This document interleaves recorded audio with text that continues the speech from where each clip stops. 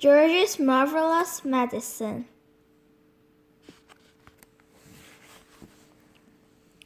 Chapter 3. George begins to make the medicine. George took an enormous saucepan out of the cupboard and placed it on the kitchen table. "George," came the shrill voice from the next room. "What are you doing?" "Nothing, Grandma," he called out. You needn't think I can't hear you just because you closed the door. You're rattling the saucepans." "I'm just tidying the kitchen, Grandma." Then there was silence. George had absolutely no doubts whatsoever about how he was going to make his famous medicine. He wasn't going to fool about wondering whether to put in a little bit of this or a little bit of that. Quite simply, he was going to put in everything he could find. There would be no messing about, no hesitating, no wondering whether a particular thing would knock the old girl sideways or not. The rule would be this: whatever he saw, if it was runny or powdery or gooey, in it went.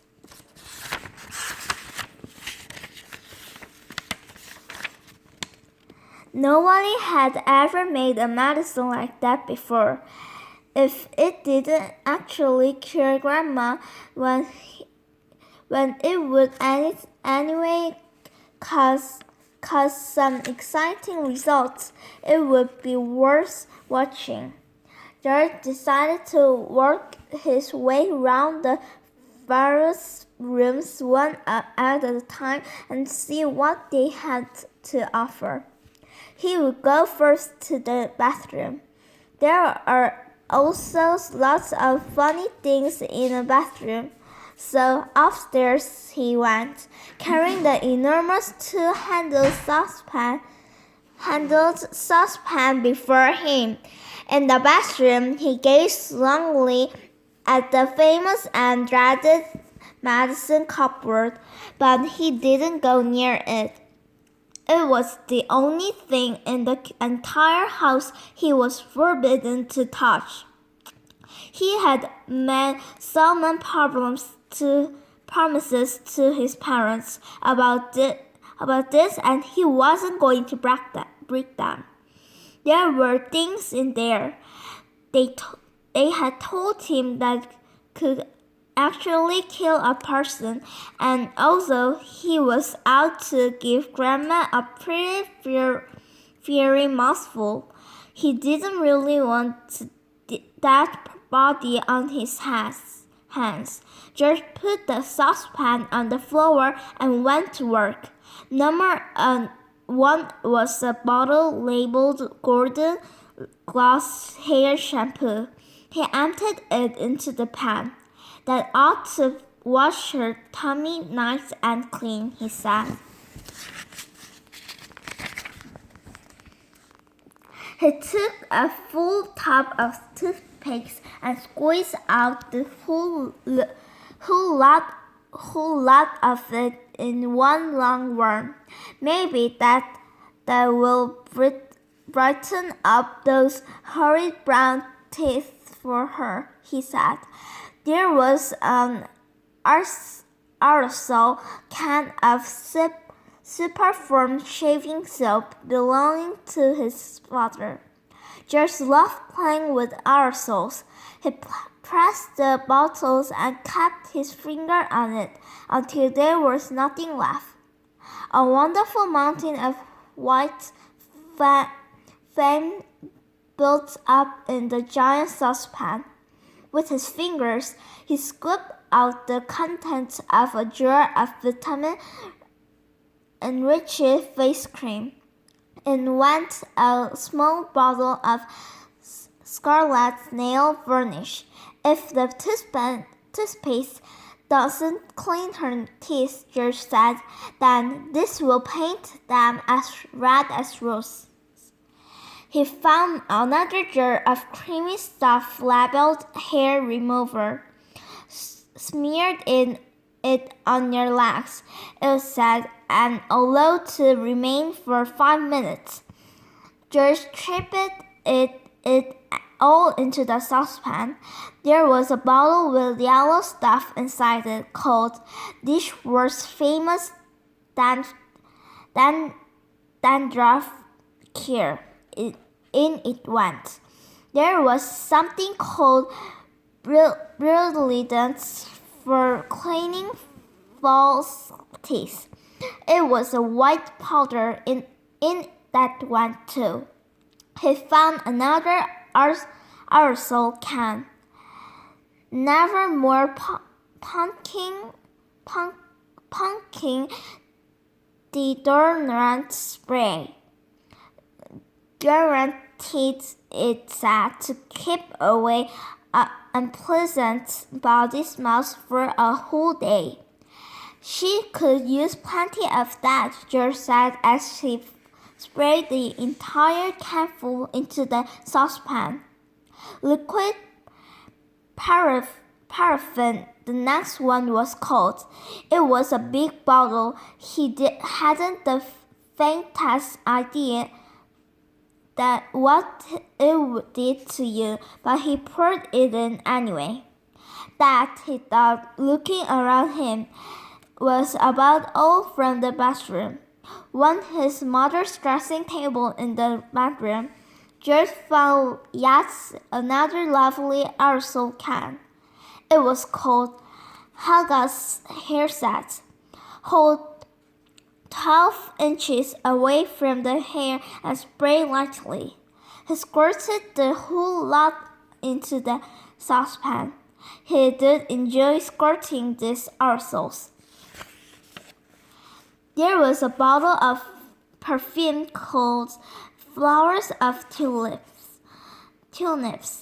It smelled of old cheese. In it went, and into went a large round box of powder. It was called pink plaster. There was a powder puff on top, and he drew that in as well for luck. He found a couple of lipsticks.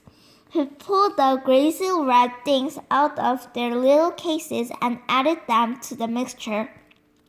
The bedroom had nothing more to offer, so George carried the enormous saucepan downstairs again and trotted into the laundry room where the shelves were full of all kinds of household items. The first one he took down was a large box of super white for automatic washing machines. Dirt, it said, will disappear like magic. George didn't know whether Grandma was automatic or not, but she was certainly a dirty old woman. So she's better have it all, he said, tripping in the whole boxful. Then there was a big tin of Waxwell flour polish. It removes filth and fur masses from your flour and leaves everything shiny bright, it said. George scooped the orange color waxy stuff out of the tin and plunked it into the pan. There was a round cardboard carton labeled flea powder for dogs. Keep well away from the dog's food, it said, because this powder, if eaten, will make the dog explode. Good, said George, pouring it all into the saucepan. He found a box of canary seeds on the shelf. Perhaps it'll make the old bird sing, he said, and in it went. Next, George explored the box with shoe cleaning materials. brushes and tins and dusters. Well, no, he thought. Grandma's medicine is brown, so my medicine must also be brown or she'll smell a rat. The way to color it, he decided, would be with brown shoe polish. The large tin he chose was labeled dark tan. Splendid. He scooped it all out with an old spoon and popped it into the pan. He would stir it up later on his way back to the kitchen. George saw a bottle of tin gin standing on the sideboard. Grandma was very fond of gin. He was allowed to have a small nip of it every evening. Now he would give her a treat. He poured it in the whole bottle. He did. Back in the kitchen, George put the large saucepan on the table and went